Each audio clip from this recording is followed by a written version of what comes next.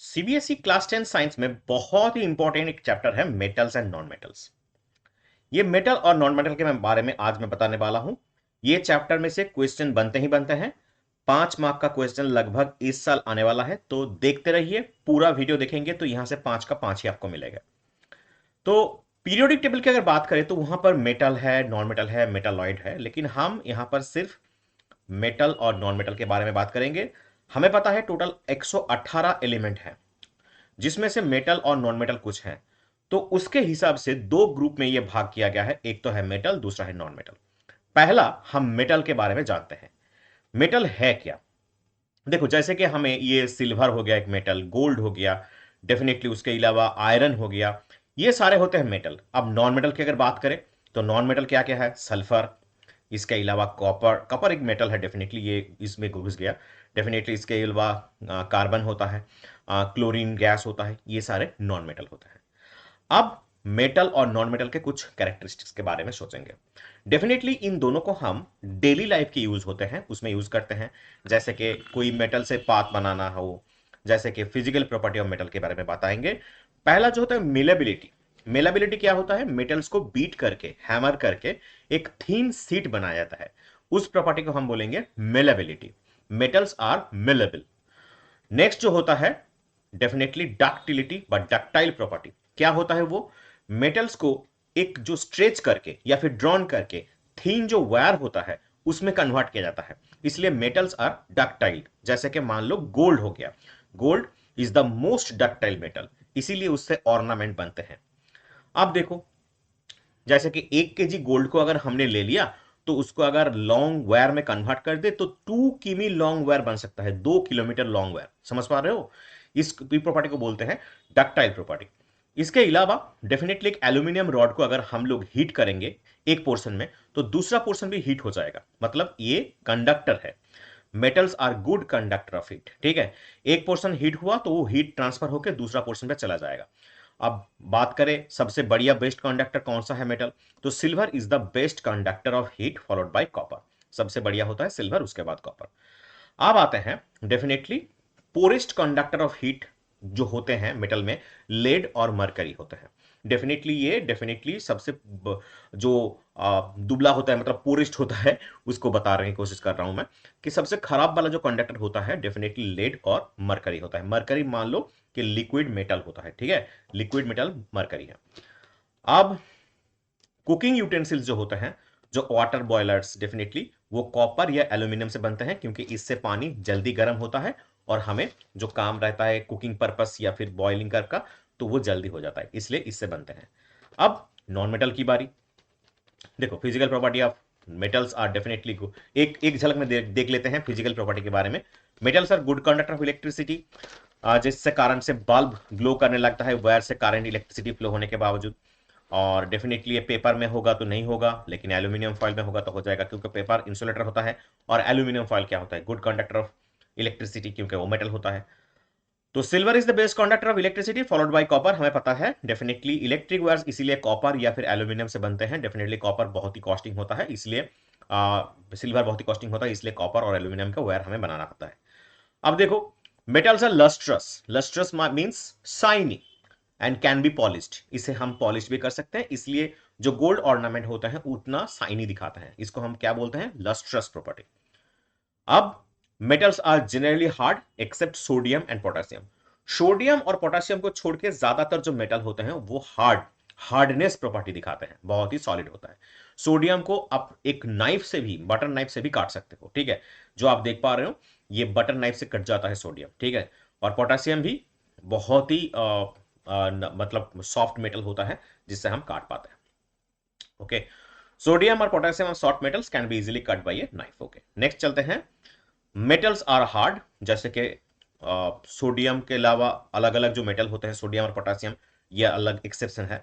और metals definitely solid होते हैं, लेकिन लिक्विड फॉर्म में भी होते हैं, जैसे कि आपको जो मरकरी होता है डेफिनेटली वो रूम टेम्परेचर में क्या होता है? डेफिनेटली लिक्विड स्टेट में आता है, ठीक है। तो metals can be solid at room temperature except mercury which is liquid in form. Okay, चलो next. Metals have high melting point, इसका मेल्टिंग पॉइंट बहुत ही ज्यादा होता है। मेल्टिंग पॉइंट मतलब सॉलिड से लिक्विड स्टेट में आने के लिए जितना हीट प्रयोजन होता है उस हीट देने के बाद वो लिक्विड से सॉलिड बन जाता है, मतलब मेल्ट कर जाता है। मेल्ट करने के लिए जो टेम्परेचर लगता है उसको हम मेल्टिंग पॉइंट बोलते हैं, ठीक है। और डेफिनेटली बॉइलिंग पॉइंट भी उसका हाई है, मेल्टिंग और बॉइलिंग पॉइंट दोनों ही उसका हाई है, ठीक है। चलो, सोडियम और potassium definitely low melting and boiling point है, इसलिए वो इतना सॉलिड नहीं है, हार्ड नहीं है। Next, metals have high density. इसका जो डेंसिटी होता है सबसे घना होता है, एक्सेप्ट सोडियम एंड पोटेशियम। सभी मेटल में जितने भी एक्सेप्शन है उसमें सोडियम और पोटेशियम है डेफिनेटली इसका लो डेंसिटी वाला। इसके अलावा आप देख पा रहे हो कि जो ये हमारा गीटर होता है, सितार होता है, इसका जो वायर होता है डेफिनेटली ये सोनोरस प्रॉपर्टी दिखाता है, मतलब ये मेक साउंड। जब हम इसको उंगली से खींचते हैं तो क्या होता है, स्ट्रक करते हैं तो ये ऑब्जेक्ट साउंड दिखाता है, जैसे बेल हो गया, ये गिटार हो गया, सितार हो गया, ये सारे चीज मेटल सोनोरस प्रॉपर्टी दिखाता है, ठीक है। अब बढ़ते हैं definitely properties of non metals. Non metal क्या क्या प्रॉपर्टी दिखाता है, तो non metals are neither malleable और डक्टाइल। ये मेलेबिलिटी भी नहीं दिखाता और डक्टिलिटी भी नहीं दिखाता। और definitely non metals are brittle. Brittle मतलब इजीली ब्रोकन। जब इसको हम किसी हैमर से मारेंगे तो ये इजीली ब्रोक होके डस्ट में कन्वर्ट हो सकता है। Next, non metals do not conduct heat and electricity. ये हीट और इलेक्ट्रिसिटी पास नहीं कर सकता एक्सेप्ट कार्बन। कार्बन जैसे कि ग्राफाइट होता है तो ये एक एक्सेप्शन है, लेकिन बाकी सारे जो हीट और इलेक्ट्रिसिटी का पास नहीं कर पाते। सल्फर, और ये आ गया डेफिनेटली। नेक्स्ट जो वाला है, non metal are non lustrous, they are dull. Basically non metal जो होता है नॉन लस्ट्रस एंड डल होता है। अभी लस्ट्रस प्रॉपर्टी मेटल में समझा दिया हूं, तो ये ऑपोजिट होगा डेफिनेटली मेटल। और ये आ गया कार्बन, ये आ गया डायमंड, तो डेफिनेटली। अब देखो, non metal are generally soft, but हमें पता है कि कार्बन जो डायमंड के फॉर्म में रहता है वो वेरी वेरी हार्ड होता है, ठीक है। कार्बन जो डायमंड के फॉर्म में रहता है वो वेरी वेरी हार्ड होता है। अब देखो, नेक्स्ट आ गया, non metals are not strong, they are easily broken. अभी मैंने बता दिया है कि उसको अगर हैमर से मारेंगे तो टूट जाएगा, लेकिन डायमंड एक्सेप्शन है क्योंकि कार्बन से बने हैं, कार्बन के ऐसे फॉर्म से बने हुए हैं, इससे सबसे ज्यादा हार्ड ये दिखाता है, हार्डनेस, ठीक है। अब नॉन मेटल्स में भी solid, liquid and gas. Non metal को हम सॉलिड, लिक्विड और गैस के फॉर्म में रख सकते हैं रूम टेम्परेचर में। जैसे कि मान लो सॉलिड स्टेट में आ गया सल्फर, ब्रोमीन लिक्विड स्टेट में आ गया। एग्जांपल के तौर पे पूछ सकता है एक नॉन मेटल जो कि लिक्विड स्टेट में है ब्रोमीन, और गैसियस स्टेट की बात करें तो क्लोरीन गैस जो कि गैसियस स्टेट में है, जो कि एक नॉन मेटल है। उसके अलावा non metals have comparatively low melting point and boiling point. इसका मेल्टिंग पॉइंट और बॉइलिंग पॉइंट क्या होगा, मेटल के तौर पे नीचे होगा, मतलब लो होगा, ठीक है। Next, except diamond. डायमंड तो एक्सेप्शन होगा ही क्योंकि नॉन मेटल होकर भी उसका हाई मेल्टिंग और बॉइलिंग पॉइंट रहता है। एक्सेप्शन का भी याद रखना, एक्सेप्शन की जरूरत होता है, कभी कभी एग्जाम में ऐसे भी क्वेश्चन पूछ लेते हैं। इसके अलावा melting point of sulphur is 115 degree Celsius, is quite low. Sulphur का मेल्टिंग जो पॉइंट होता है, जब आप देख पा रहे हैं सल्फर का मेल्ट हो गया तो 115 डिग्री सेल्सियस, तो उसमें वो मेल्ट करने लगता है, तो ये बहुत ही लो होता है। Melting point of diamond is around 3500 degree Celsius, मतलब 3500 डिग्री सेल्सियस पे डायमंड मेल्ट होने लगता है, मतलब बहुत बहुत हाई। कार्बन से बना हुआ है, मतलब ये नॉन मेटल है, लेकिन इसका मेल्टिंग पॉइंट बहुत ही हाई होता है। Non metals have low density. ज्यादातर नॉन मेटल का डेंसिटी लो होता है। Non metals are non sonorous, मतलब ये साउंड प्रोड्यूस नहीं करता, जैसे कि मेटल में करते थे, बेल मान लो, सेतार, गिटार मान लो, ये क्या सोनरस प्रॉपर्टी दिखाते थे, लेकिन सारे नॉन मेटल्स नॉन सोनरस होते हैं, ठीक है। अब चलो, non metals have different colour, बहुत कलर दिखाता है, जैसे कि ये मान लो, ये आ गया सल्फर का कलर आ गया, ये एक रेड फॉस्फोरस आ गया, ये ग्राफाइट का कलर आ गया ब्लैक, ये आ गया डेफिनेटली व्हाइट फॉस्फोरस आ गया, ये आ गया ब्रोमीन आ गया लिक्विड फॉर्म में जो कि येलो कलर में दिखाता है, और ये आ गया क्लोरीन गैस। तो सारे जो नॉन मेटल होते हैं वो अलग अलग कलर में आपको दिखने को मिलेंगे, ठीक है। तो ये मेटल और नॉन मेटल का जो प्रॉपर्टी मैंने बता दिया है series. Chemical property of metals में पहले जो डिस्कस करने वाला हूं, रिएक्टिविटी सीरीज। देखिए, रिएक्टिविटी सीरीज में पहला आता है potassium, sodium, calcium, magnesium, aluminium, zinc, उसके बाद iron, lead, hydrogen, copper, Hg मतलब मरकरी, सिल्वर और गोल्ड।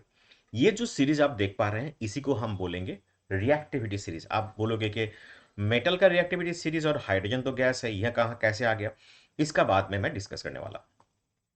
अगर ऊपर से नीचे की तरफ आएंगे तो रिएक्टिविटी सीरीज डिक्रीज होता है। और जैसे कि मान ले, जो पोटेशियम होता है वो सबसे वाला हाईली रिएक्टिव मेटल होता है, और नीचे से ऊपर की तरफ जाएंगे तो ये इंक्रीज होगा डेफिनेटली, इसको याद रखिएगा। Up to down decrease, down to up increase, ठीक है। जैसे potassium is the most reactive और नीचे जो है gold, gold is the least reactive हो गया। अब देखिए, तो जैसे मैंने बता दिया, as we move down reactivity decreases, as we move up definitely reactivity increases. Okay, चलो नेक्स्ट, ये जो अरेंजमेंट है जो मेटल का डिक्रीजिंग ऑर्डर में रिएक्टिविटी सीरीज के ऊपर डिपेंड करके, इस सीरीज को हम बोलेंगे रिएक्टिविटी सीरीज ऑफ मेटल, ठीक है। रिएक्टिविटी सीरीज को याद रखने की बहुत जरूरत है क्योंकि इसके ऊपर डिपेंड करके हमें रिएक्शन बनाना है और जो एग्जाम में पूछा जाएगा उसके ऊपर ये क्वेश्चन आएगा। तो ये रिएक्टिविटी सीरीज याद कर लो। बहुत सारे ट्रिक अवेलेबल है लेकिन मैं कोई ट्रिक या कुछ भी अलाउ नहीं करता, मैं खुद नहीं फॉलो करता ये, क्योंकि ये अगर तुम कुछ अपने चार चार करके एक तुम सीरियल बना लोगे तो आसानी से याद रह जाएंगे, ठीक है, कोई नहीं। अब चलो रिएक्टिविटी सीरीज में पहला जो मेटल के साथ ऑक्सीजन होता है उसको रिएक्शन में क्या होता है, reaction with oxygen, all metal की बात करेंगे। सभी मेटल ऑक्सीजन के साथ रिएक्ट करके मेटालिक ऑक्साइड बनाता है, ठीक है। जैसे कि मान ले मेटल प्लस ऑक्सीजन, तो ये क्या बनाएगा, मेटल ऑक्साइड। जैसे कि मान ले सोडियम और पोटेशियम मोस्ट रिएक्टिव होता है, वो ऑक्सीजन के साथ रूम टेम्परेचर में ही रिएक्ट करके मेटालिक ऑक्साइड बना देंगे। जैसे कि पोटेशियम प्लस ऑक्सीजन क्या बनाएगा, डेफिनेटली पोटेशियम ऑक्साइड। बैलेंस करना जरूरी होता है, हर इक्वेशन हर रिएक्शन में बैलेंस डेफिनेटली करिएगा। नेक्स्ट, उसके बाद सोडियम के साथ ऑक्सीजन का रिएक्शन, तो भी ये बनेगा सोडियम ऑक्साइड, ठीक है। ये भी रिएक्शन के बैलेंस करना जरूरी होगा। नेक्स्ट, जैसे मान लीजिए magnesium does not react with oxygen eight room temperature. Magnesium क्या करेगा, ये ऑक्सीजन के साथ रूम टेम्परेचर में रिएक्ट करेगा ही नहीं, तो ये इसको हीटिंग करने की जरूरत है। जैसे कि मैग्नीशियम को बर्न किया तो ये इंटेंस लाइट पैदा करेगा और हीट पैदा करेगा, उसके बाद मैग्नीशियम ऑक्साइड पैदा करेगा। जैसे कि magnesium plus definitely oxygen, delta, delta मतलब एरो के ऊपर डेल्टा मतलब हीट की जरूरत है, तो मैग्नीशियम ऑक्साइड बनेगा। और उसके अलावा डेफिनेटली ये इस इक्वेशन में जरूरी है सबसे ज्यादा हीट देना।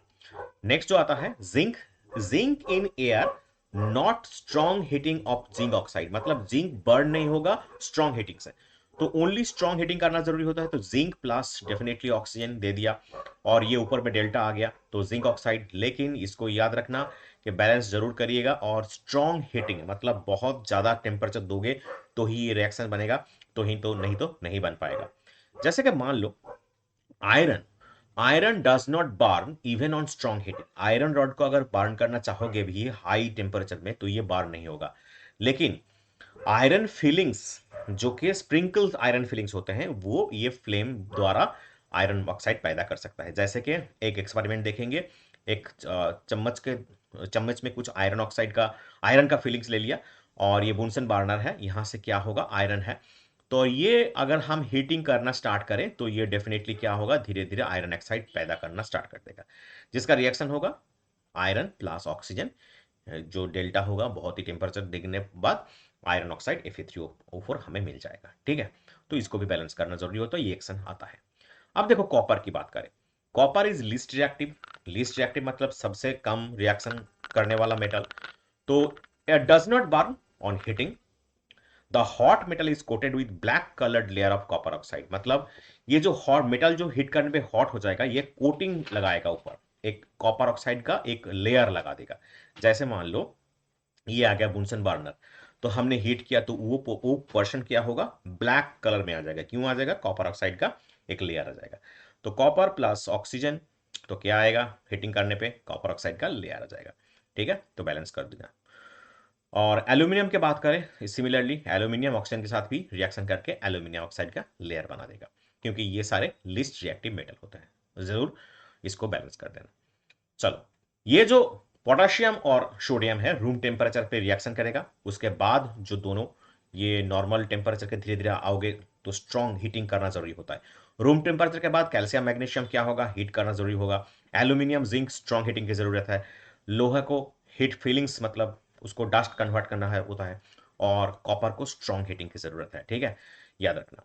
चलो, तो ये था हमारा ऑक्सीजन के साथ मेटल का कैसे रिएक्शन बन सकता है। ये अगर पूरा समझ में आया, डेफिनेटली इसको एक बार, मतलब एक एक से एक चीज जुड़े हुए हैं, अगर तुम इसको अच्छे से देखते रहोगे तो कोई दिक्कत आने वाला है नहीं, पूरा चीज एक से सब दूसरा लिंक्ड है, ठीक है। चलो इसके बाद डेफिनेटली दूसरे पार्ट में जाएंगे। ये चल रहा है हमारा।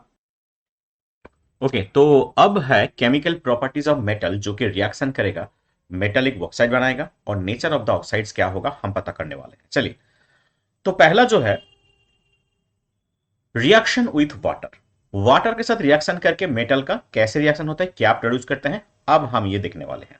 देखिए, रिएक्शन विथ वाटर में पहला जो आएगा, मेटल रिएक्ट विथ वाटर, जो कि कोल्ड होगा, वो रिएक्ट करेगा तो क्या बनेगा, मेटालिक हाइड्रोक्साइड। जो मेटल रिएक्ट करेगा उसका मेटालिक हाइड्रोक्साइड बनेगा, और उसके साथ हाइड्रोजन गैस निकल जाएगा। एक गैस के लिए एरो हमने ऊपर की तरफ दे दिया है। अब अगर बात करें मेटल के साथ अगर हमने हॉट वाटर जो है उसका रिएक्शन कर दिया, तो क्या आएगा, मेटालिक हाइड्रोक्साइड और हाइड्रोजन गैस। सेम है, कोल्ड वाटर और हॉट वाटर के लिए दोनों ही सेम है। आप बात करते हैं स्टीम के साथ, जो कि स्टीम फॉर्म में रहता है वाटर, तो उसके साथ रिएक्ट करेगा तो क्या बनेगा, metallic oxide and hydrogen gas. सिर्फ इस केस में, स्टीम केस में, सिर्फ ऑक्साइड बनेगा, ना कि हाइड्रोक्साइड। याद रखना, दिमाग में थोड़ा थोड़ा छोटा छोटा चीज को आप बिठा लीजिए, क्योंकि ये क्या होता है, जब एग्जाम आता है ना, तो यही गलती हम लोग बार बार करते हैं। दोनों केस में हाइड्रोक्साइड आएगा, सिर्फ एक केस में स्टीम के साथ रिएक्ट करेगा तो ऑक्साइड आएगा। ठीक है, जैसे कि most of the metallic oxide are insoluble in water, but some of these are dissolved in water from alkalis। ये जो पॉइंट मैं दे रहा हूं, इसको थोड़ा थोड़ा करके याद करिए, क्योंकि ये पॉइंट एग्जाम में बार बार पूछा जाता है। डेफिनेटली देखिए, पोटेशियम और सोडियम जो है वो dissolve in water to produce alkali. जैसे कि ये देखो, पोटेशियम ऑक्साइड K2O, डेफिनेटली ये क्या करेगा, वाटर के साथ रिएक्ट करेगा, तो ये क्या आएगा, पोटेशियम हाइड्रोक्साइड। और डेफिनेटली बैलेंस करना जरूरी होता है। वैसे ही सोडियम ऑक्साइड की अगर बात करें तो वो भी वाटर के साथ रिएक्ट करेगा, तो क्या बनाएगा, सोडियम हाइड्रोक्साइड। डेफिनेटली बैलेंस कर दिया मैंने। अब देखो, नेचर ऑफ द ऑक्साइड क्या, कैसे पता करें नेचर ऑफ द ऑक्साइड। देखो, एसिड डेफिनेटली आ गया, इसके साथ हमने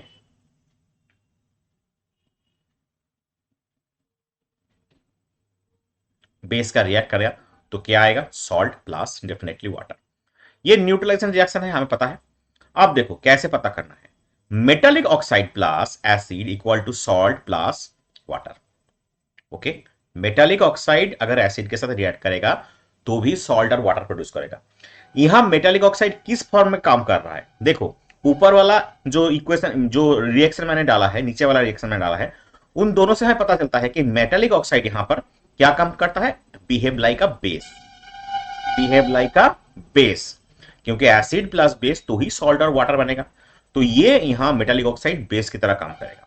ठीक है, metallic oxide basic in nature, ऐसे पता चल गया हमें कि मेटालिक ऑक्साइड क्या होता है, बेसिक इन नेचर में होता है। ठीक है, अब देखो, जैसे कि एक्सेप्शन कुछ है, जैसे कि Al2O3ZnO, ये सारे एक्सेप्शन है। कैसे एक्सेप्शन है बाद में आते हैं। अब देखो, अगर हम बात करें नॉन मेटालिक ऑक्साइड, जब वो रिएक्ट करेगा बेस के साथ तो क्या बनाएगा, सॉल्ट प्लस वाटर। अब ये नॉन मेटालिक ऑक्साइड क्या काम करेगा, डेफिनेटली एसिड की तरह काम करेगा ना, क्योंकि acid plus base equal to salt plus water. तो यहां पर एसिड तो है नहीं, इसीलिए नॉन मेटल जो है वो एसिड की तरह काम करेगा। तो जैसे कि definitely all non metallic oxide are acidic in nature basically. जैसे कि Al2O3 हो गया, डेफिनेटली सोडियम हाइड्रोक्साइड रिएक्ट करेगा तो क्या बनाएगा, सोडियम एल्यूमिनेट, डेफिनेटली वाटर बनाएगा। यहां पर देखो बैलेंस कर देते हैं, कोई नहीं, ये आ गया बेस सोडियम हाइड्रोक्साइड, ये सोडियम एल्यूमिनेट जो है डेफिनेटली सॉल्ट और वाटर। तो ये जो एल्यूमिनियम जो ऑक्साइड है ना, Al2O3, ये कैसे काम करेगा, यहां पर एसिड की तरह काम करेगा। ठीक है, in the presence of base definitely Al2O3 acts as an acid. ठीक है, तो डेफिनेटली नॉन मेटालिक ऑक्साइड और एसिडिक इन नेचर हमें पता चल गया। चलो, एम्फोटेरिक ऑक्साइड किसे कहते हैं एक बार देख लेते हैं। ये जो Al2O3 है, एल्यूमिनियम ऑक्साइड, ये अगर HCl हाइड्रोक्लोरिक एसिड के साथ रिएक्ट करेगा तो क्या बनाएगा, एल्यूमिनियम क्लोराइड बना देगा और वाटर प्रोड्यूस करेगा। देखो, एसिड, सॉल्ट और वाटर मिल गया, तो ये कैसे काम कर रहा है, ये डेफिनेटली एसिड बेस की तरह काम करेगा। अब देखो, in the presence of base Al2O3 acts as an like a base. अगर एसिड का प्रेजेंट में आए तो बेस की तरह काम करेगा, और बेस की प्रेजेंट में आए तो एसिड की तरह काम करेगा, दोनों ही काम कर रहा है। ठीक है, Al2O3 दोनों तरफ काम कर रहा है। पिछले इक्वेशन में हमने क्या देखा था, इन द प्रेजेंस ऑफ एसिड ये बेस की तरह काम करेगा, यहां दिखा रहा है, और इन द प्रेजेंस ऑफ बेस वो एसिड की तरह काम करेगा, इसलिए हम इसको क्या बोलेंगे, डेफिनेटली एम्फोटेरिक ऑक्साइड। ठीक है, ये oxide which react with acid as well as base to produce salt and water are known as amphoteric oxide, जैसे कि Al2O3 ZNO। बहुत बहुत वीवीआई पॉइंट है, याद करके जाओ क्योंकि ये क्वेश्चन बहुत बार पूछा जाता है। अब रिएक्टिविटी सीरीज के ऊपर डिपेंड करके हम रिएक्शन देख सीखेंगे। चलो, रिएक्शन ऑफ वाटर पहले तो देखो, मेटल प्लस डेफिनेटली वाटर, जो कोल्ड वाटर होता है metallic hydroxide plus hydrogen gas होता है, हम पता है। जैसे कि सोडियम पोटेशियम जो कि बहुत ही हाईली रिएक्टिव मेटल होते हैं, वो कोल्ड वाटर के साथ रिएक्ट करेंगे और ये मेटालिक हाइड्रोक्साइड और H2 हाइड्रोजन गैस पैदा करेंगे। जैसे कि पोटेशियम आ गया, वाटर आ गया, रिएक्ट करेगा तो पोटेशियम हाइड्रोक्साइड प्लस हाइड्रोजन, वैसे ही डेफिनेटली और हीट प्रोड्यूस होगा, डेफिनेटली ये हीट प्रोड्यूस करने वाला रिएक्शन होगा। बैलेंस कर दिया, वैसे ही सोडियम वाटर के साथ रिएक्ट करेगा, definitely sodium hydroxide plus hydrogen plus definitely heat produce करेगा। अब इसको भी बैलेंस है, कोई भी इक्वेशन को बैलेंस करना बहुत ही जरूरत होता है, डेफिनेटली बैलेंस किया करना। ओके, चलो, तो sodium and potassium with water जो कि रिएक्ट करता है, ऐसे जो मेटल्स होते हैं डेफिनेटली जो हाईली रिएक्टिव मेटल होते हैं, जो मेटल रिएक्टिविटी सीरीज के टॉप में रहते हैं, वो इमीडिएट हीट प्रोड्यूस करेंगे और हाइड्रोजन गैस को निकाल देंगे। ठीक है, ओके, चलो next, potassium and sodium are stored in kerosene. Potassium और सोडियम को हम लोग केरोसिन में स्टोर करते हैं। क्यों? ये बोथ मतलब कोल्ड वाटर और डेफिनेटली वाटर के साथ रिएक्ट करेगा तो ऑक्सीजन प्रोड्यूस करेगा और ये आग पकड़ सकता है, इसलिए हम इसको क्या करेंगे, केरोसिन में स्टोर करते हैं। ठीक है, बहुत ही हाईली रिएक्टिव मेटल है, इसलिए हम इसको स्टोर करते हैं केरोसिन में। ये वाटर और ऑक्सीजन दोनों के साथ रिएक्शन करेगा और रूम टेम्परेचर में करता है, इसलिए। चलो next, reaction with water. Medium reactive जो मेटल होते हैं, मीडियम रिएक्टिव मेटल कौन कौन से होते हैं, देखो एक बार, ये हमने एक मेटल को ले लिया और ये दे दिया, कहां दे दिया, पानी में। तो calcium react with water less vigorously, थोड़ा थोड़ा ये रिएक्शन होता है, and definitely not sufficient hydrogen gas, जो कि उतनी हाइड्रोजन गैस पैदा नहीं करता, इसलिए उतना हीट प्रोड्यूस नहीं होता, तो फायर कैच नहीं कर पाता। तो हमें क्या बताया, calcium start floating because the bubbles of the hydrogen gas form stick to the surface of the metal. अब ये कैल्शियम को अगर पानी में डालोगे तो बबल्स, हाइड्रोजन गैस का बबल्स पैदा होगा, ये फ्लोट करने लगेगा, इसलिए हम इसको क्या बोलेंगे, मीडियम रिएक्टिव मेटल। अब इसका रिएक्शन देखते हैं। कैल्शियम डेफिनेटली वाटर के साथ रिएक्ट करेगा, definitely calcium hydroxide plus hydrogen gas. ठीक है, तो याद रखना, बहुत ही इंपॉर्टेंट इक्वेशन होते हैं ये सारे, बहुत बार पूछा जाता है। तो मेटल अगर हॉट वाटर के साथ रिएक्ट करेगा तब क्या बनेगा, metallic hydroxide plus hydrogen gas, अभी हमने सीख लिया है।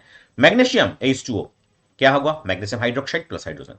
ये सारे जो इक्वेशन, जो रिएक्शन मैं बता रहा हूं यहां पर दिखाई दे रहा है, पूरा एनसीईआरटी पूरा कवर्ड है, डेफिनेटली इसको अपना सीखना है। अब देखो, ये हम देखेंगे क्या होता है। अब metal do not react with hot water, ये अरेंजमेंट जो किया हुआ है फिगर में, हम देखेंगे क्या होता है। देखो, ये स्टैंड आ गया, ये बुनसन बर्नर आ गया, टेस्ट ट्यूब आ गया, यहां पर ग्लास उल सोक्ड वाटर, ग्लास उल में सोक किया हुआ वाटर है। अब ये जिंक, एल्यूमिनियम या फिर लोहा मतलब आयरन का कुछ मेटल सैंपल तुम रख सकते हो। डेफिनेटली क्या होगा, एक कॉक से एक डिलीवरी ट्यूब है, डिलीवरी ट्यूब एक वाटर थ्रॉट के साथ लगाया गया है और यहां पर हम बुनसन बर्नर को जब ऑन करेंगे तो क्या होगा, यहां पर आग निकलेगा, आग निकल से ग्लास उल का वाटर क्या होगा, डेफिनेटली ये गैस प्रोड्यूस करेगा, जो कि आएगा डेफिनेटली कहां पर, मेटल में। मेटल में आके क्या होगा, स्टीम जो आएगा, स्टीम आके मेटल के साथ रिएक्ट करेगा, रिएक्ट करने के बाद अब क्या होगा, हाइड्रोजन गैस प्रोड्यूस करेगा। ये हाइड्रोजन गैस क्या होगा, ये डिलीवरी ट्यूब से आके यहां पर जो वाटर थ्रॉटल है इसमें से निकलने, बुलबुले उठनेंगे, बुलबुले यहां से उठने लगेंगे, बुलबुले। ठीक है, ये हाइड्रोजन गैस प्रोड्यूस हो रहा है। अब देखो, यहां पर हमें हाइड्रोजन गैस मिल जाएगा। तो ऐसे हमें हाइड्रोजन गैस पता चलता है कि मेटल के साथ रिएक्ट करके हाइड्रोजन गैस का अस्तित्व है। ठीक है, तो glass wool is an insulating material, it is made by of glass, has a texture of wool. ठीक है, ग्लास वूल जो है उसके बारे में भी थोड़ा जानकारी मैंने दे दिया। On heating water from glass wool convert into steam, जब ये हम हीट करते हैं तो ग्लास वूल क्या होता है, स्टीम में कन्वर्ट होता है एवं ये रिएक्ट करता है मेटल के साथ। मेटल के साथ रिएक्ट करके हमें क्या होगा, वाटर के स्टीम के साथ रिएक्ट करेगा तो मेटालिक ऑक्साइड और हाइड्रोजन गैस प्रोड्यूस होगा, तो ये हमारा हाइड्रोजन गैस यहां से मिल जाएगा। ठीक है, अब देखो, एल्यूमिनियम H2 के साथ रिएक्ट करेगा तो डेफिनेटली एल्यूमिनियम ऑक्साइड पैदा करेगा और हाइड्रोजन गैस निकालेगा। ओके, चलो नेक्स्ट, जैसे कि आयरन भी एक सेम आयरन ऑक्साइड और हाइड्रोजन गैस प्रोड्यूस करेगा। ये बैलेंस करना जरूरी होता है डेफिनेटली। ये सारे बैलेंसिंग जो है तुम्हारे, ये वाला इक्वेशन से बैलेंसिंग बहुत बार पूछा जा चुका है, बैलेंसिंग प्रैक्टिस किया करो, बैलेंसिंग नहीं करोगे तो दिक्कत आ जाए। अब लो रिएक्टिव मेटल की बारी, देखो लो रिएक्टिव मेटल के साथ हम लोग क्या कराएंगे, वाटर का स्टीम के साथ रिएक्ट कराएंगे। मेटल प्लस डेफिनेटली स्टीम, तो क्या होगा, मेटालिक ऑक्साइड प्लस हाइड्रोजन, हमें पता है। जैसे कि लो रिएक्टिव मेटल कौन कौन से होते हैं, एल्यूमिनियम, जिंक, लोहा, लेड, ऐसे हमें पता करना है। एल्यूमिनियम प्लस स्टीम जो कि वाटर फॉर्म में है, definitely aluminium oxide plus hydrogen gas. Okay, balance complete. अब देखो जिंक के साथ भी वाटर रिएक्ट करेगा तो डेफिनेटली जिंक ऑक्साइड और डेफिनेटली हाइड्रोजन गैस प्रोड्यूस होगा। ये सारी चीज स्टेप बाय स्टेप सीखने की जरूरत है। स्टेप बाय स्टेप सीखोगे कोई नहीं, केमिस्ट्री पूरा पूरा हाथ में आ जाएगा। देखो लोहे के साथ मतलब आयरन के साथ अगर रिएक्ट करे वाटर तो क्या होगा, iron oxide plus hydrogen gas produce करेगा, डेफिनेटली ये आ गया। और लेड के साथ भी same type, lead oxide plus hydrogen gas produce करेगा। तो हमें ये जो देखा हमने, ये सीरीज हमने सीखा था, रिएक्टिविटी सीरीज, पोटाशियम से लेके गोल्ड तक। पहले जो टॉप में रहते हैं वो हाईली रिएक्टिव मेटल है जो कि कोल्ड वाटर के साथ रिएक्ट करेगा, और बीच में जो रहते हैं जैसे कि calcium, magnesium, water, hot water के साथ रिएक्ट करेगा। एल्यूमिनियम, जिंक स्टीम, और लोहा और लेड भी स्टीम के साथ रिएक्ट करने लगता है।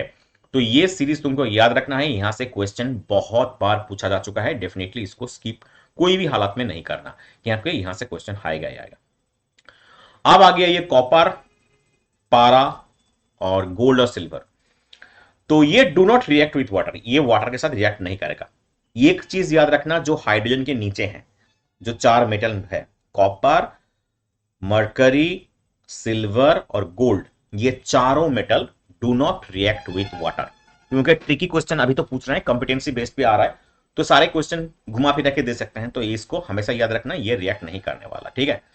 ओके, लेस रिएक्टिव मेटल हमने बता दिया कि ये डेफिनेटली डिसॉल्व नहीं होगा और ये हाइड्रोजन गैस प्रोड्यूस नहीं करेगा वाटर के साथ रिएक्ट करके।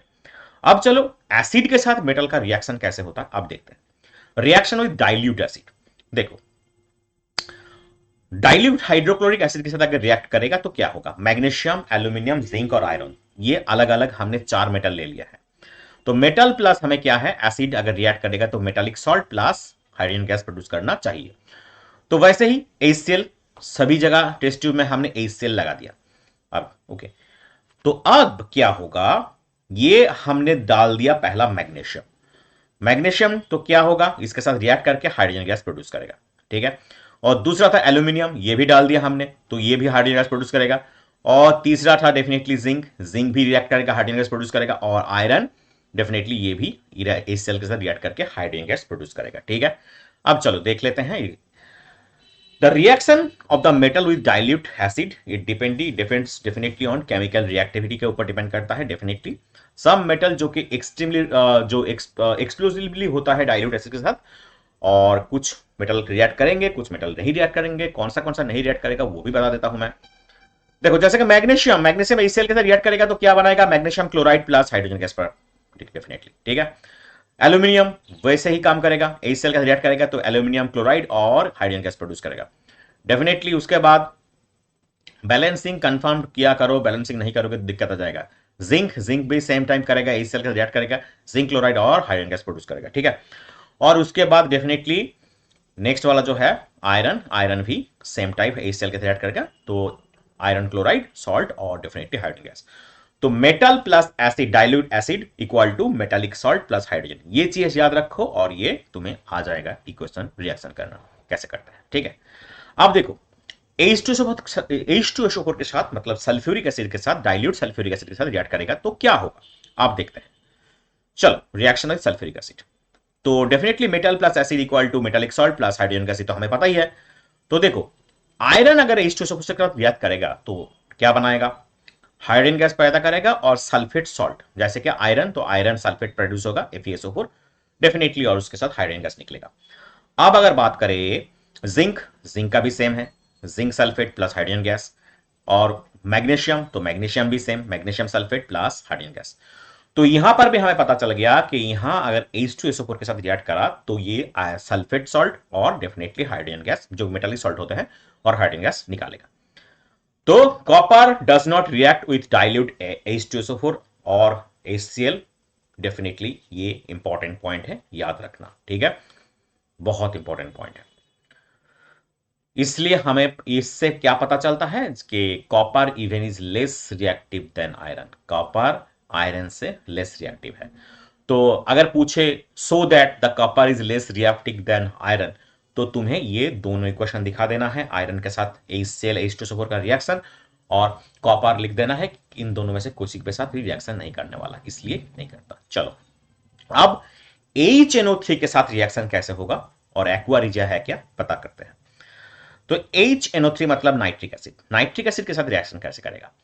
मेटल रिएक्ट विद HNO3 तो हाइड्रोजन गैस नॉट इन्वॉल्व, मतलब हाइड्रोजन गैस प्रोड्यूस नहीं होगा। देखो जैसे कि तो H2O प्रोड्यूस होगा, जैसे कि डेफिनेटली ये रिड्यूस होकर nitrous oxide, nitrogen dioxide, nitrous definitely nitric oxide, ये सारी चीज पैदा करेगा। ये हमें इक्वेशन से पता चलेगा कैसे कैसे काम करता है, ठीक है। तो when metal react with HNO3 H2 gas is not evolved, H2 gas यहां पर क्रिएट नहीं होने वाला, ठीक है। जैसे कि मैग्नीशियम, मैग्नीशियम डेफिनेटली HNO3 के साथ रिएक्ट करेगा तो मैग्नीशियम नाइट्रेट तैयार करेगा और इसके साथ हाइड्रोजन गैस क्रिएट करेगा, ठीक है। तो मैग्नीशियम नाइट्रेट और हाइड्रोजन गैस याद रखना। Magnesium react with very dilute nitric acid to form magnesium nitrate, बहुत ही पतला डाइल्यूट नाइट्रिक एसिड मतलब बहुत ही पतला वाला नाइट्रिक एसिड के साथ रिएक्ट करेगा तो ही ये हाइड्रोजन गैस प्रोड्यूस करने वाला है, ठीक है। अब देखो मैंगनीज के साथ रिएक्ट करेगा तो डेफिनेटली ये क्या बनाएगा, manganese nitrate, definitely hydrogen gas, ठीक है। तो देखो बहुत इंपॉर्टेंट दो चीज, दो इक्वेशन है बहुत इंपॉर्टेंट, मैग्नीशियम और मैंगनीज की तरह ये दोनों इक्वेशन याद रखना, मैग्नीशियम और मैंगनीज, ठीक है। चलो बढ़ते हैं नेक्स्ट का। एक्वा रिजिया जिसे हम रॉयल वाटर कहते हैं लैटिन में, वो क्या है। तो ये है HCl और HNO3 का मिश्रण। HCl कितना होता है 3 भाग और HNO3 होता है 1 भाग, 3:1 रेशियो में इसको मिलाया जाता है, एक मिक्सचर क्रिएट किया जाता है। 3 HCl + 1 HNO3 equal to aqua regia. ये ऐसे दिखता है, ठीक है, ये ऐसे दिखता है एक्वा रिजिया। अब इसका काम क्या है, ये हाईली कोरोसिव इन फ्यूमिंग लिक्विड, ठीक है, हाईली कोरोसिव नेचर दिखाता है definitely. Next, it can dissolve gold and platinum, gold और प्लैटिनम को डिजोल्व कर लेता है, यही मेन कारण है एक्वा रिजिया का यूजेस।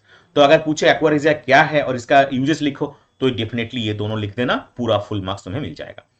अब बताते हैं reaction of metal with salt solution of metal, इसके साथ कैसे काम करेगा। देखो reaction of metal with salt solution of other metal का सोल्यूशन के साथ रिएक्ट करेगा तो कैसे काम करेगा। देखो एक आ गया टेस्ट ट्यूब, यहां पर कॉपर सल्फेट का सोल्यूशन ले लिया, डेफिनेटली आयरन स्टैंड के साथ, नेल के साथ स्टैंड किया हुआ है और थ्रेड भी लगा दिया है। और दूसरा टेस्ट ट्यूब में डेफिनेटली कॉपर वायर से कनेक्टेड है और फेरस सल्फेट सोल्यूशन ले लिया है, एक में कॉपर सल्फेट दूसरे में फेरस सल्फेट, ठीक है, ये भी थ्रेड से निकल रहे हैं। अब अगर टाइम अगर देखें तो क्या होगा, हमें क्या ऑब्जर्व होगा। तो ये ऑब्जर्व करने वाली जो चीज होता है ना, तुम्हें बहुत बहुत बहुत इंपॉर्टेंट है, क्योंकि यहां पर नो रिएक्शन दिखाएगा, ठीक है, no reaction. Copper sulphate plus Fe equal to FeSO4 plus CO, ये डिस्प्लेसमेंट रिएक्शन हो जाएगा डेफिनेटली। तो ये देखो FeSO4 और फिर कॉपर के साथ रिएक्ट करेगा तो डेफिनेटली नो रिएक्शन। पहले वाले में कॉपर सल्फेट अगर आयरन के साथ रिएक्ट करेगा तो डेफिनेटली आयरन सल्फेट दिखाएगा, लेकिन आयरन सल्फेट अगर कॉपर के साथ रिएक्ट करेगा तो नो रिएक्शन। याद रखना बहुत बहुत बहुत इंपॉर्टेंट चीज है, क्योंकि घुमा फिरा के ऐसे ही क्वेश्चन बनते हैं जैसे कि तुम्हें पूरी तरह कॉन्सेप्ट है या नहीं, ठीक है। तो चलो ये आ गया हमारा रिएक्टिविटी सीरीज। देखो कॉपर और Fe कहां पर है, Fe आयरन मीडियम रेंज में है और कॉपर आखिरी वाला रेंज में, मतलब सबसे लो रिएक्टिव रेंज में है। रिएक्टिविटी सीरीज में नीचे की तरफ जाओगे तो रिएक्टिविटी घटने लगेगा, ठीक है। ये आ गया हमारा कॉपर, ये आ गया हमारा आयरन। चलो reaction of copper with silver nitrate, copper के साथ सिल्वर नाइट्रेट के साथ कैसे रिएक्शन करेगा। अब copper metal immersed with silver nitrate solution कुछ टाइम के लिए रख दो तो क्या करेगा, definitely blue and shining grace white जो सिल्वर मेटल है उसके साथ कॉपर स्ट्राइप रिएक्ट करने लगेगा। जैसे AgNO3 प्लस कॉपर, तो क्या बनाएगा, कॉपर नाइट्रेट ब्लू सोल्यूशन, और डेफिनेटली इसका साथ Ag सिल्वर का ग्रे व्हाइट जिस जो कलर में है वो दिख पाएंगे। कलर याद रखना, AgNO3 कलर रिलीज होगा, कॉपर रेड ब्राउन होगा, कॉपर नाइट्रेट जो है ब्लू सोल्यूशन में आएगा और सिल्वर जो है ग्रेस व्हाइट रहेगा। तो इसका भी बैलेंस कर दो, ये सिल्वर आ गया। अब reaction with metal with chlorine and hydrogen के साथ कैसे रिएक्ट करेगा, चलिए। तो reaction of metal with chlorine, अगर क्लोरीन के साथ रिएक्ट करेगा तो देखो पहला sodium is a metal, so sodium readily react with chlorine to form sodium chloride. हमें पता है जो खाने वाली सॉल्ट होते हैं ना, सोडियम क्लोराइड बोलते हैं। तो Na plus Cl equal to NaCl, definitely balance कर दो, ये बन गया। और ये कैल्शियम के साथ रिएक्ट करेगा तो भी calcium chloride, Ca plus Cl2 equal to CaCl2, calcium chloride बन जाएगा, ठीक है, बहुत बढ़िया। Zinc combine directly with chlorine to form zinc chloride, zinc भी ऐसे ही काम करेगा, zinc plus chlorine equal to ZnCl2 zinc chloride बन जाएगा। ठीक है, देखो आयरन, आयरन 3 जो है क्लोराइड बनाएगा, जैसे Fe plus definitely Cl2 equal to FeCl3, जो आयरन 3 क्लोराइड है, फेरिक क्लोराइड जिसे कहते हैं हम। ठीक है, बैलेंस करना जरूरी होता है, बैलेंस कर दो। अब देखो रिएक्शन विथ हाइड्रोजन के साथ रिएक्ट कैसे करेगा। Most of the metal do not combined with hydrogen, कुछ मेटल हैं जो कि रिएक्ट करेगा, जैसे कि सोडियम, पोटेशियम, कैल्शियम, मैग्नीशियम, जो कि मेटालिक हाइड्राइड या मेटल हाइड्राइड क्रिएट करेगा। जैसे कि ये आ गया सोडियम, सोडियम हाइड्रोजन के साथ रिएक्ट करेगा, NaH मतलब सोडियम हाइड्राइड क्रिएट करेगा, जो कि आयनिक हाइड्राइड भी बोल सकते हैं। बैलेंस कर दो। इसके अलावा जब सोडियम जो जब hydrogen gas is passing over heated sodium, जब गर्म सोडियम के ऊपर से पास करेंगे तो डेफिनेटली सोडियम हाइड्राइड प्रोड्यूस होगा। ठीक है, याद करने की पॉइंट है ये। अब देखो कैल्शियम हाइड्रोजन के साथ रिएक्ट करेगा तो डेफिनेटली कैल्शियम हाइड्राइड रिएक्ट करेगा, तो डेफिनेटली ये भी कैल्शियम हीटेड होना चाहिए, तब भी उसके ऊपर से पास कर पाओगे तो कैल्शियम हाइड्राइड फॉर्म होगा। ठीक है, अब chemical properties of non metal, तो ये था हम अब तक। चलो चलो तो chemical properties of non metal के बारे में बात करते हैं। नॉन मेटल कैसे काम करता है, कैसे रिएक्शन करता है, वो आप देख लेते हैं। पहला जो रिएक्शन है नॉन मेटल ऑक्सीजन के साथ कैसे रिएक्ट करेगा, देखिए। पहला नॉन मेटल ऑक्सीजन के साथ रिएक्ट करके एसिडिक ऑक्साइड बनाएगा, या फिर आप बोल सकते हैं न्यूट्रल ऑक्साइड बनाएगा। जैसे कि कार्बन एक नॉन मेटल है जो रिएक्ट करेगा ऑक्सीजन के साथ, तो क्या बनाएगा, डेफिनेटली कार्बन डाइऑक्साइड। तो कार्बन प्लस आ गया ऑक्सीजन, तो बन गया कार्बन डाइऑक्साइड, जो कि एसिडिक ऑक्साइड बनता है। ठीक है, चलो और एक एग्जांपल देख लेते हैं। सल्फर अगर ऑक्सीजन के साथ रिएक्ट करेगा, जो नॉन मेटल है सल्फर, तो क्या फॉर्म करेगा, सल्फर डाइऑक्साइड, वो भी एसिडिक ऑक्साइड होता है। तो सल्फर डेफिनेटली हमें एसिडिक ऑक्साइड देता है, जिसको हम बोल सकते हैं सल्फर डाइऑक्साइड। नेक्स्ट आता है नॉन मेटल जब वाटर के साथ रिएक्ट करेगा तब क्या बनेगा, देखिए।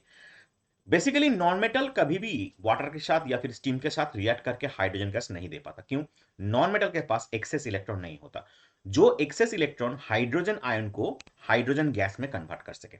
इसलिए वो क्या करता है, कभी भी वाटर के साथ रिएक्ट करता ही नहीं और हाइड्रोजन गैस प्रोड्यूस होगा नहीं। याद रखना, non metal do not react with water और steam to evolve hydrogen gas. ठीक है, बहुत ही इंपॉर्टेंट पॉइंट होगा। नेक्स्ट, डाइल्यूट एसिड के साथ कैसे रिएक्ट करेगा, देखिए।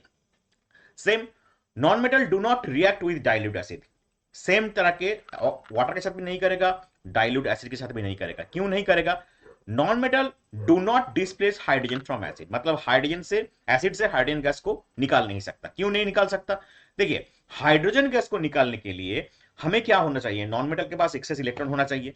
वो एक्सेप्टर है, कैन नॉट गिव इलेक्ट्रॉन, वो इलेक्ट्रॉन दे नहीं सकता, इसलिए हाइड्रोजन आयन को वो हाइड्रोजन गैस में कन्वर्ट नहीं कर पाएगा। इसलिए नॉन मेटल कभी भी डाइल्यूट एसिड से हाइड्रोजन गैस निकाल नहीं सकता। ठीक है, नेक्स्ट बढ़ते हैं नेक्स्ट रिएक्शन की तरफ। नॉन मेटल अगर क्लोरीन के साथ रिएक्ट करेंगे तो क्या होगा, देखिए हाइड्रोजन डेफिनेटली हमें पता है कि नॉन मेटल है, अगर वो क्लोरीन के साथ रिएक्ट करेगा तो कोवैलेंट बॉन्ड दिखाएगा और हाइड्रोजन क्लोराइड होगा। ठीक है, चलिए देखते हैं कैसे रिएक्शन बनता है। आप एक बार याद रखना, सारे रिएक्शन जो होते हैं बहुत इंपॉर्टेंट होंगे। जैसे कि हाइड्रोजन प्लस क्लोरीन आ गया तो बन गया क्या, हाइड्रोजन क्लोराइड, जो कोवैलेंट क्लोराइड भी बोल सकते हैं। बहुत ही इंपॉर्टेंट एक रिएक्शन होगा, क्योंकि ये सारी चीज बार बार एग्जाम में पूछे जाते हैं। बैलेंस करना जरूरी होता है, बैलेंस कीजिएगा। और हाइड्रोजन अगर नॉन मेटल के साथ रिएक्ट करे, जैसे कि सल्फर, सल्फर एक खुद ही एक नॉन मेटल है जो कि हाइड्रोजन के साथ रिएक्ट करके हाइड्राइड फॉर्म पैदा करेगा, जैसे कि हाइड्रोजन सल्फाइड। जैसे कि आ गया हमारा सल्फर जो कि एक नॉन मेटल है, हाइड्रोजन गैस आ गया, डेफिनेटली रिएक्ट करेगा तो हाइड्रोजन सल्फाइड, जो कि कोवैलेंट हाइड्राइड होता है। ठीक है, बहुत अच्छे से ये सारे रिएक्शन देख के जाइए, इसके अलावा आपको कुछ नहीं करना है यहां से। नेक्स्ट, अब जाते हैं यूजेस ऑफ मेटल में क्या क्या यूज होता है। Metal definitely large number of uses पाए जाते हैं दुनिया में, हर कोई इस्तेमाल करता है। पहला जो हम बताएंगे, कॉपर और aluminium metals are used for making wires. हमारे घर पे जो इलेक्ट्रिकल वायर होते हैं वो ज्यादातर कॉपर और एल्यूमिनियम से होते हैं। कॉपर से बहुत बढ़िया होता है, सबसे बढ़िया क्वालिटी का, लेकिन वो कॉस्टिंग ज्यादा होता है।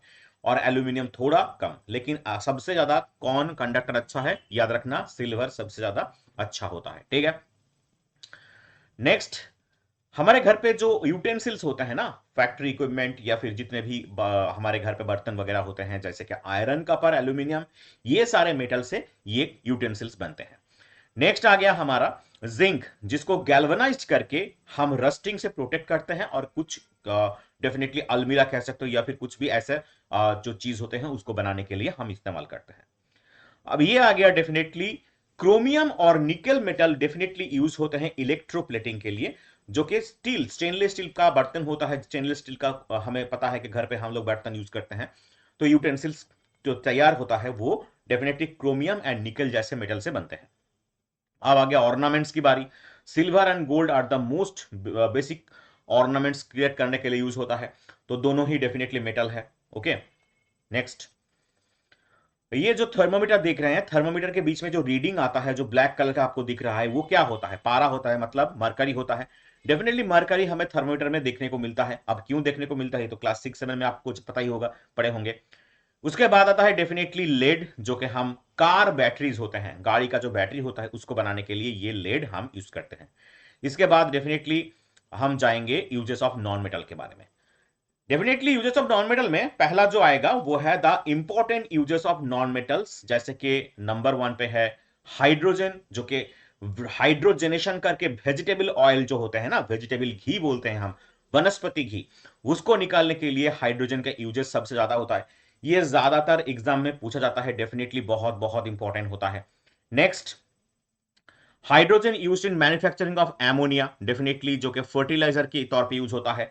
आपको पता ही है कि एमोनियम जो फर्टिलाइजर होता है वो हम यूज करते हैं एग्रीकल्चर में, प्रोडक्ट में।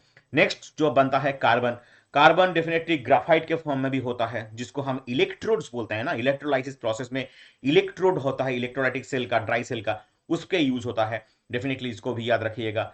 और ये डेफिनेटली आपको पता ही होगा कि नाइट्रोजन हमें प्रोड्यूस, नाइट्रोजन से क्या, एमोनिया या फिर नाइट्रिक एसिड, जैसे ऐसे हम क्या फर्टिलाइजर बनाते हैं, जो कि एग्रीकल्चरल प्रोडक्ट हिट में यूज होता है। ठीक है, बहुत इंपॉर्टेंट है। नेक्स्ट आता है इनर्ट्स जो है, nitrogens are use to preserve food material. जैसे कि मान ली चिप्स के पैकेट में नाइट्रोजन दिया जाता है, क्योंकि अगर ऑक्सीजन गैस रहा तो बैक्टीरिया पैदा हो सकता है, बैक्टीरिया बढ़ सकता है, इसलिए चिप्स के पैकेट में नाइट्रोजन गैस का इंक्लूड किया जाता है। और ये आ गया डेफिनेटली हमारा सल्फर, जो कि गन पाउडर और वल्कनाइजेशन ऑफ रबर, जिससे टायर वगैरह बनते हैं गाड़ी का, उससे सल्फर का यूजेस हमें मिलता है। डेफिनेटली ये सारी चीज आपको याद रखना है। आप देखते हैं how do metals and non metal react. देखिए, हाँ, formation of sodium chloride. Sodium chloride में क्या होता है? पहला तो होता है सोडियम, जो कि एक मेटल है जिसका एटॉमिक नंबर है 11, और इलेक्ट्रॉन अगर कॉन्फ़िगरेशन की बात करें तो उसका आएगा 2, 8 और 1, मतलब K में 2, L में 8 और M में 1 इलेक्ट्रॉन रहेगा। तो आउटर मोस्ट इलेक्ट्रॉन 1 है। सिमिलरली अगर डेफिनेटली बात करें क्लोरीन की, तो क्लोरीन में क्या आएगा? 17, टोटल नंबर ऑफ इलेक्ट्रॉन 287, तो आउटर मोस्ट इलेक्ट्रॉन इज 7। तो एक इलेक्ट्रॉन अगर क्लोरीन लेगा तो उसका ऑक्टेट फिलअप होगा। सिमिलरली सोडियम में आउटर मोस्ट में 1 इलेक्ट्रॉन है, उसको यहां से भगाना पड़ेगा, तो फिर इसका आउटर मोस्ट में 8 इलेक्ट्रॉन आएगा। तो इसलिए ये कैसे काम करता है, ये जो आउटर मोस्ट इलेक्ट्रॉन है सोडियम का, ये क्लोरीन को ऐसे दे देता है। तो ये सोडियम क्या बना? 2 और 8, मतलब सोडियम का 1 इलेक्ट्रॉन गया तो उसका चार्ज बन गया प्लस, और डेफिनेटली आउटर मोस्ट इलेक्ट्रॉन खत्म हो गया, तो आउटर मोस्ट अभी भी 8 है, तो स्टेबल बन गया। और डेफिनेटली क्लोरीन 1 इलेक्ट्रॉन लिया है, कहां से लिया है? सोडियम से, तो उसका आउटर मोस्ट इलेक्ट्रॉन 8 बन गया, तो स्टेबल बन गया, और accepting electron means negative charge आ गया। इसलिए ये सोडियम प्लस है और क्लोरीन माइनस है, ये दोनों ऐड होगा और क्या बना देगा? Definitely opposite charge attract each other, so ये सोडियम क्लोराइड बन जाएगा ऐसे। देखिए आप, ये जुड़ गया और बन गया सोडियम क्लोराइड। ठीक है, जो हम जो खाने में सॉल्ट यूज करते हैं वही है सोडियम क्लोराइड। ठीक है, तो ये बन गया आयनिक बॉन्ड। ये क्या बन गया? Ionic bond. The force of attraction, इसको क्या बोलेंगे? Ionic bond. ठीक है, बहुत इंपॉर्टेंट है। अब देखो, सिमिलरली मैग्नीशियम क्लोराइड की बारी। देखो, मैग्नीशियम का एटॉमिक नंबर है 12, मतलब इलेक्ट्रॉन भी 12, तो इलेक्ट्रॉन कॉन्फ़िगरेशन कितना आएगा? 282, मतलब आउटर मोस्ट में 2 इलेक्ट्रॉन है। सिमिलरली अगर क्लोरीन की बात करें तो क्लोरीन में क्या आएगा? 17, तो 287, और एक 17 ला गया, दोनों तरफ 17 आ गया। क्यों आ गया? बाद में आते हैं। देखिए, मैग्नीशियम में 2 एक्सेस इलेक्ट्रॉन है, वैलेंस इलेक्ट्रॉन 2 है, और क्लोरीन का 7 है। मतलब ये मैग्नीशियम अगर आउटर मोस्ट से 2 इलेक्ट्रॉन को बाहर निकालेगा तब भी ये ऑक्टेट फिलअप होगा, स्टेबल होगा। तो ये क्या करेगा, 2 क्लोरीन को 2 इलेक्ट्रॉन शेयर कर देगा। कैसे, देखिए, चलो, ये आ गया हमारा क्लोरीन, ये आ गया दूसरा क्लोरीन, और ये आ गया मैग्नीशियम। मैग्नीशियम के आखिर जो ऑक्टेट, जो आखिर जो ऑर्बिट है उसमें क्या है, 2 एक्सेस इलेक्ट्रॉन है, उसको भगाना है। तो वो क्या करेगा, दोनों इलेक्ट्रॉन 2 क्लोरीन को दे देगा। देखिए ऐसे, ये आ गया 1 इलेक्ट्रॉन, इसको दे दिया, और दूसरा इलेक्ट्रॉन इसको दे दिया। तो उसका जो ऑक्टेट है फिलअप हो गया, तो आउटर मोस्ट इलेक्ट्रॉन क्या होगा, 8 होगा, ऑक्टेट फिलअप हो गया, स्टेबल हो गया। और क्लोरीन का भी 7 7 था, तो दोनों से 1 1 इलेक्ट्रॉन ले लिया, मतलब उन लोगों का भी 8 हो गया। तो अब ये क्या करेंगे, मैग्नीशियम 2 इलेक्ट्रॉन को भगा दिए, मतलब उसका चार्ज +2 आ गया, क्योंकि 2 इलेक्ट्रॉन गया तो positive charge.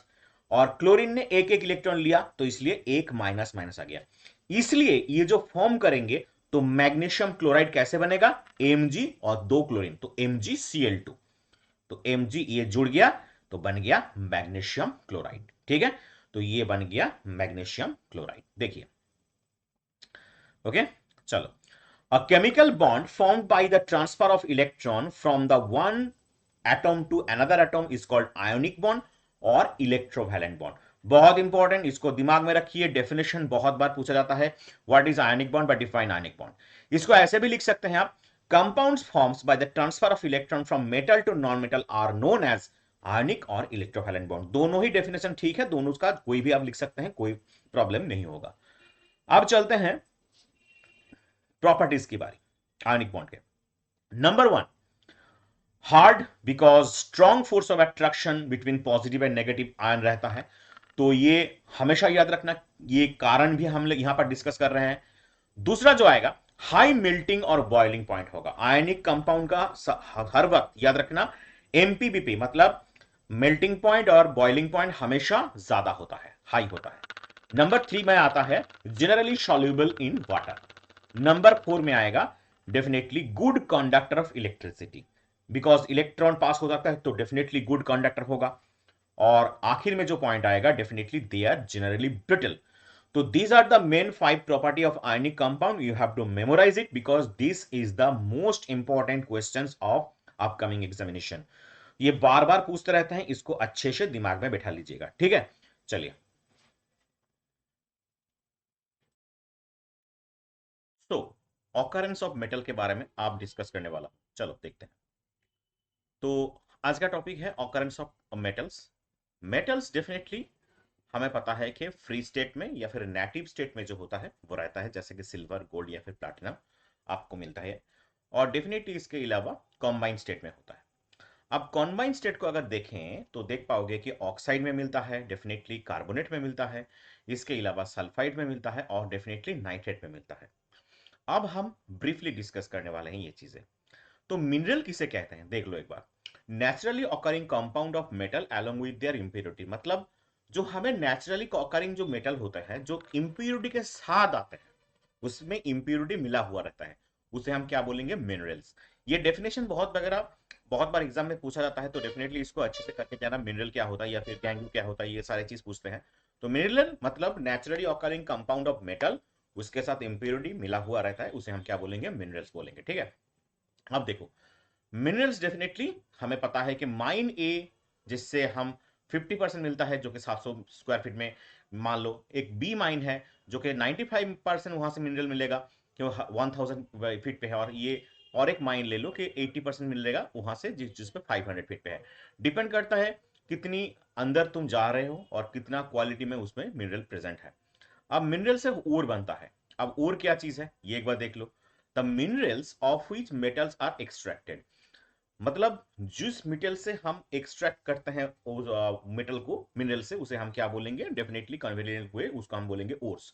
The minerals which are extracted profitably and conveniently are called ores. Definitely इसका भी डेफिनेशन याद रखना।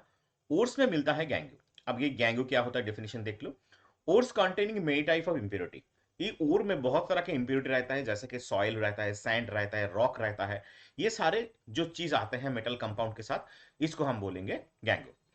अब देखो, डेफिनेटली मेटलर्जी किसे कहते हैं, देखो, गैंगू से हमें मेटलर्जी मिलता है। डेफिनेशन ऑफ मेटलर्जी की अगर बात करें तो देखो, the process use to extraction of metal in their pure form from their ore, मतलब ओर से मेटल का प्योर फॉर्म जो निकालते हैं हम लोग, इस प्रोसेस को हम बोलेंगे मेटलर्जी। तो ये तीन चार जो डेफिनेशन मैंने यहां पर देख दिया है, बहुत बहुत इंपॉर्टेंट है, सारे चीज अच्छे से करके जाना।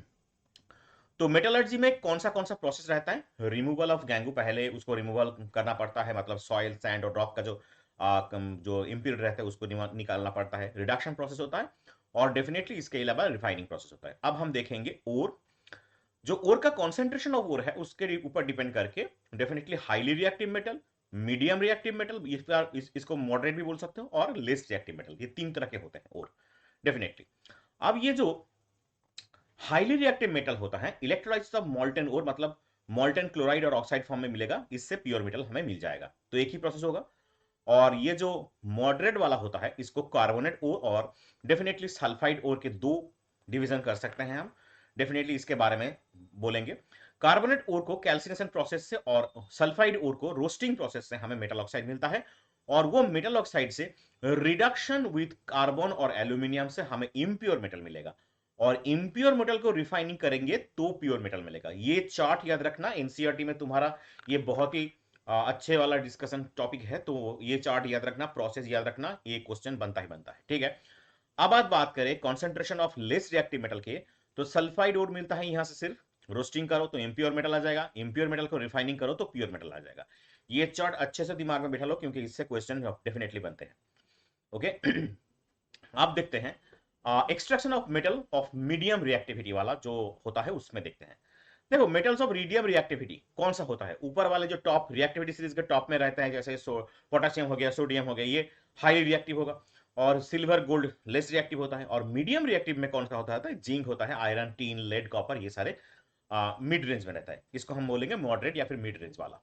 तो मीडियम रिएक्टिविटी मेटल में सल्फाइड और कार्बोनेट दो और होते हैं। हीटिंग स्ट्रांगली विथ, जब इसको बहुत सारे स्ट्रांगली हिट करोगे तो ऑक्साइड फॉर्म मिल जाएगा इसका। और एक्सेस ऑफ एयर, मत याद रखना, सल्फाइड को एक्सेस ऑफ एयर में हीट करना है, उसको बोलेंगे हम रोस्टिंग प्रोसेस। उससे क्या, रोस्टिंग का डेफिनेशन देख लो एक बार।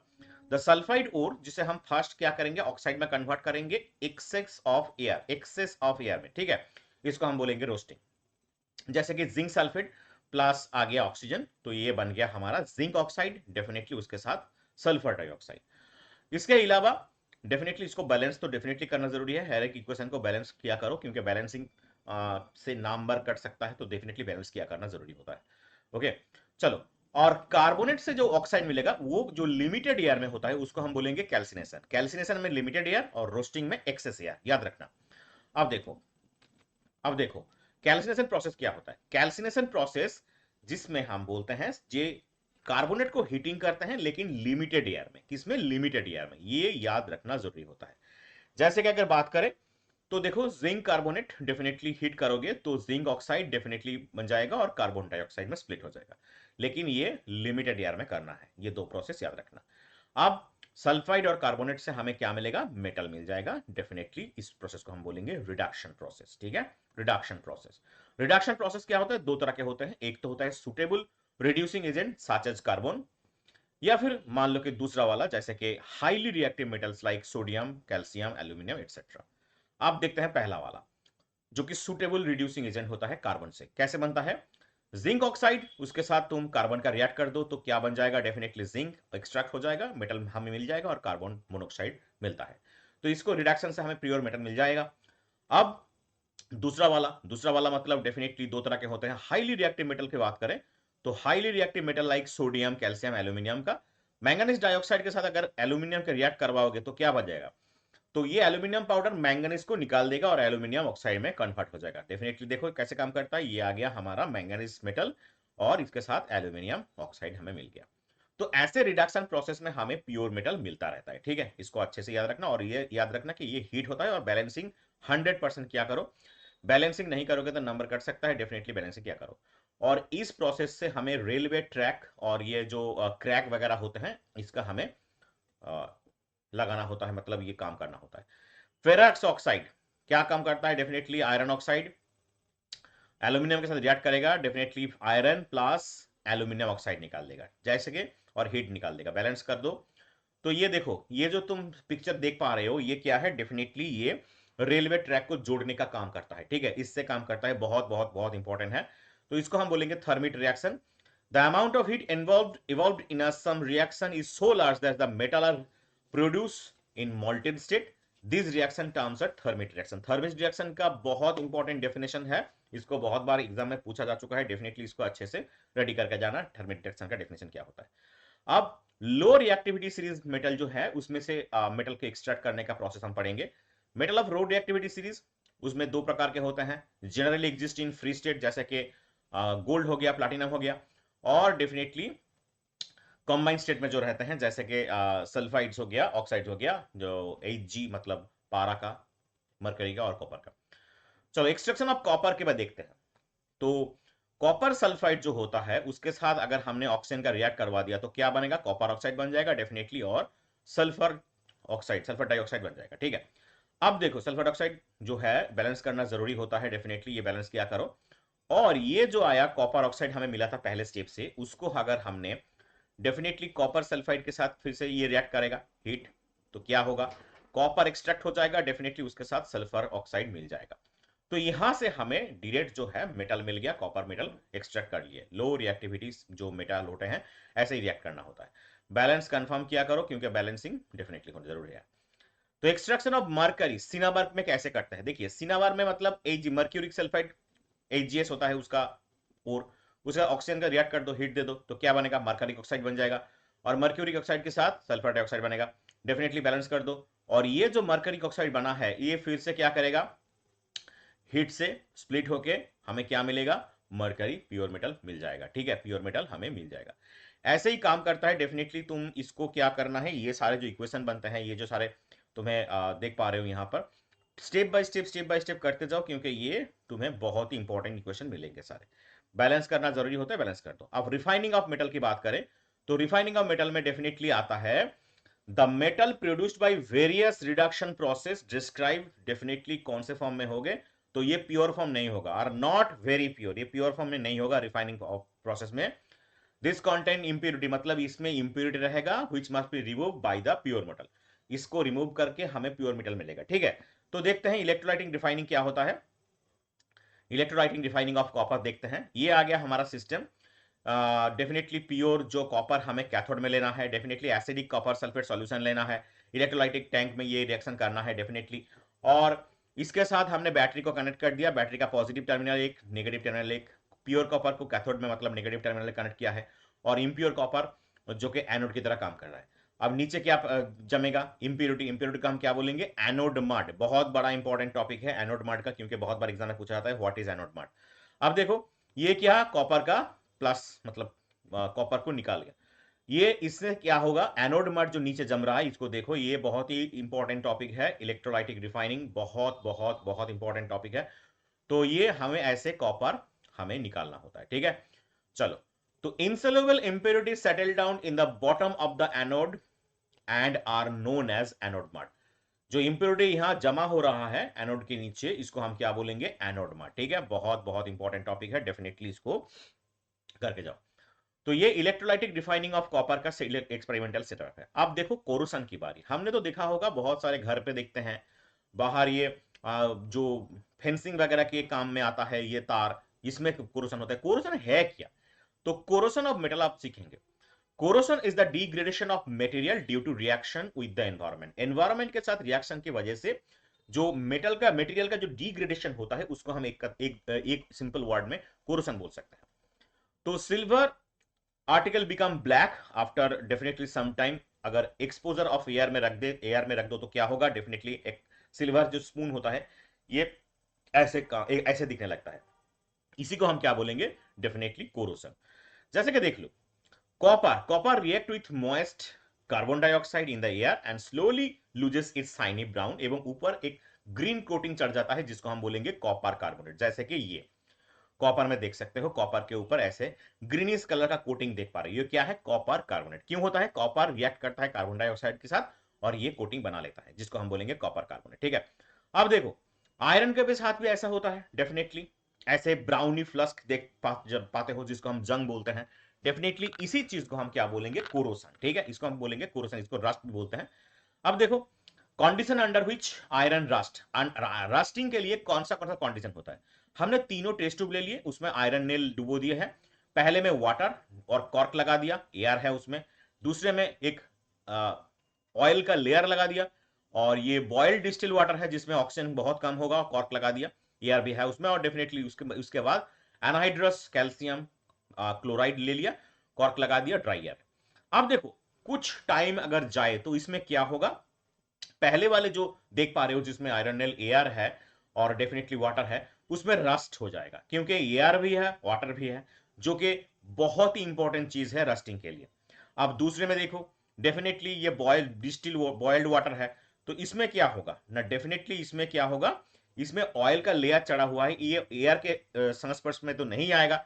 डेफिनेटली उसके बाद क्या होगा, डेफिनेटली ये दोनों दो नंबर में थोड़ा सा आएगा, लेकिन नंबर 3 में ना ही वो एयर के ड्राई एयर स्पर्श में आ रहा है, ना कि वो बाकी जो वाटर के कांटेक्ट में आ रहा है, तो इसलिए क्या होगा, वहां से रस्टिंग नहीं देखने को मिलेगा। तो हमें सिर्फ पहले वाले कंडीशन में रस्टिंग को देखने मिल सकता है, ठीक है, मिलेगा।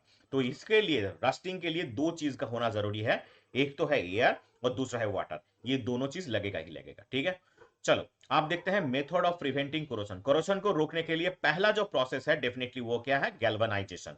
गैल्वेनाइजेशन प्रोसेस क्या है, एक थीन कोटिंग ऑफ जिंक, आयरन और स्टील के ऊपर जिंक का एक कोटिंग लगाने को बोलते हैं गैल्वेनाइजेशन। जैसे कि हमारे घर पे अलमीरा हो गया, ये सारे चीज क्या होता है, गैल्वेनाइज्ड होते हैं। ठीक है, और ये डेफिनेटली आयरन को हम कैथोड में यूज करेंगे और जिंक को हम एनोड में यूज करेंगे, और जिंक नाइट्रेट सोल्यूशन लेंगे, तो ये प्रोसेस बन जाएगा, आयरन या फिर स्टील के ऊपर एक जिंक का कोटिंग लग जाएगा। अब देखो, ये दूसरा वाला आ गया, एलोइंग। एलोइंग क्या होता है, टू और मोर होमोजीनियस मेटल टू मेटल और मेटल के साथ नॉन मेटल को ऐड कर दो, दो मेटल या फिर एक मेटल और एक नॉन मेटल को ऐड कर दो, तो ये प्रोसेस में जो कंबाइंड मिक्सचर बनता है इसको हम बोलेंगे एलोइंग। एलोइंग से भी क्या होता है, डेफिनेटली ये कोरोशन हट सकता है। कैसे प्रिपेयर करना है, डेफिनेटली इसको alloy prepared by the melting of main metal and dissolve in the other element. Definitely ये स्पेसिफिक प्रोपोर्शन में इसको करना होता है, तो ये बन जाता है। जैसे कि मान लो ये आ गया हमारा एलोइंग। एग्जांपल्स के तौर पे अगर बात करें तो ब्रास, जिसके ब्रोंज या ब्रास का क्या बनता है, ये मूर्ति वगैरह बनता है, ये शोपीस बनता है, कॉपर और जिंक का ये मिश्रण से बनता है। डेफिनेटली इसके बाद आ गया bronze. Bronze is the mixture of copper to tin. ये प्रोपोर्शन याद रखना, ब्रोंज किससे बनता है, definitely copper to tin. Brass किससे बनता है, कॉपर टू जिंक। ये सारे चीज याद रखना क्योंकि ये इंपॉर्टेंट होगा। अब देखो, स्टेनलेस स्टील। स्टेनलेस स्टील किस किस का मिश्रण है, आयरन निकल क्रोमियम। ये हार्ड और रस्टिंग नहीं आता, सॉलिड लुक देता है, इसके लिए हमें ये यूटेंसिल्स वगैरह बनाने के लिए इसको हम यूज करते हैं डेफिनेटली। ठीक है, और डेफिनेटली मरकरी को भी हम यूज करते हैं एलॉय बनाने के लिए। इसको हम क्या बोलेंगे, मरकरी और किसी मेटल को अगर ऐड कर दो तो इसको बोलेंगे amalgam. Amalgam is the alloy in which mercury definitely will be present as a one of the metal definitely। ठीक है, ओके।